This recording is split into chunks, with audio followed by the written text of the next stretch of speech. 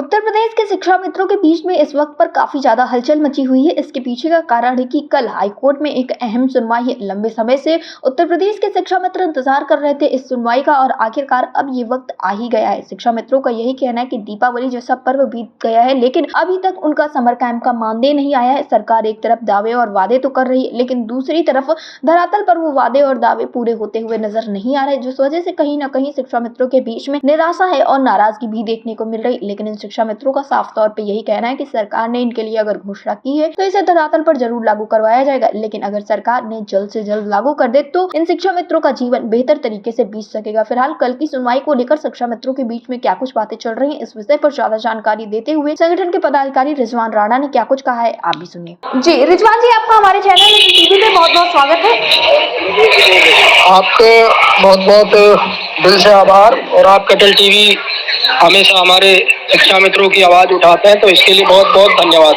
जी रिजवान जी, जैसा कि देखने को मिल रहा है कि कल 27 अक्टूबर है और कल का दिन बेहद खास माना जा रहा है। आप लोगों के केस को लेकर ही एक सुनवाई है और अभी हाल फिलहाल में सरकार की तरफ से भी घोषणा की गई, तो कल को लेकर क्या कुछ उम्मीदें हैं शिक्षा मित्रों के बीच में? देखिए, आप हमेशा एक चीज का अंदाजा हमेशा होता है लाइफ में। इंसान दो चीजें होती है, एक तो सरकार से गुहार लगाते हैं जी, दूसरा होता है कि जब बिल्कुल लाचार हो जाते हैं तो न्यायपालिका होती है। न्यायपालिका अपनी समस्याओं को लेकर वहां पहुंचते हैं, उन समस्याओं का जायज समस्याएं हैं उनको हल करने के लिए हर व्यक्ति की इच्छाएं होती है कि मैं वहां से जीत के आऊं। और आज लगभग 1,48,000 शिक्षा मित्र जो है पूरी बाट जोह रहे हैं। एक तरीके से देखिए, अपने मन में आशाएं उम्मीदें लगाए बैठे हैं कि हमें कोर्ट से न्याय मिलेगा जी। और रही सरकार की घोषणा की, आपके माध्यम से मैं पहले दिन ही, आपको पता होगा जब 5 सितंबर को माननीय मुख्यमंत्री जी के द्वारा घोषणा की गई थी, तो एक संगठन का जिम्मेदार व्यक्ति होने के नाते हमारी तभी प्रतिक्रिया आई थी कि हम अपने माननीय मुख्यमंत्री जी की बातों पे पूरा भरोसा करते हैं। लेकिन कुछ चीजें ऐसी होती है, समय के साथ चीजें धूमिल होती चली जाती हैं जी।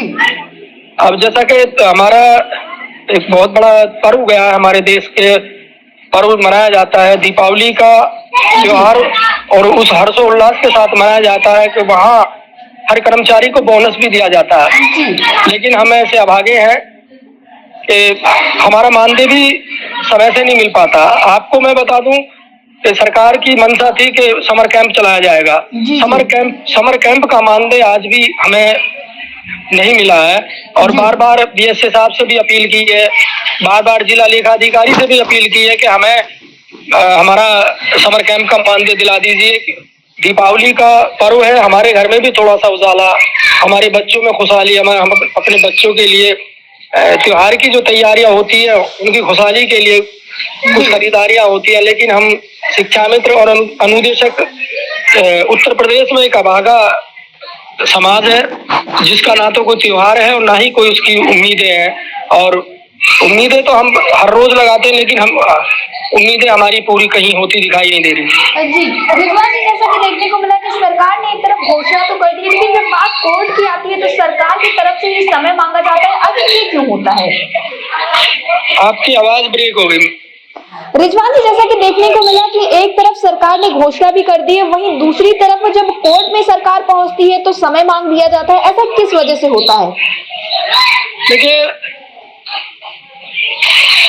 वही कहा जाता है ना, सरकार से उम्मीदें होती हैं हमेशा, और उम्मीदें हमने आज भी उम्मीदें नहीं छोड़ी है। हमें पूरी उम्मीद है कि हम जो सरकार ने वादा करा है, अब आप बस उम्मीदें वहां धूमिल होती दिखाई देती हैं।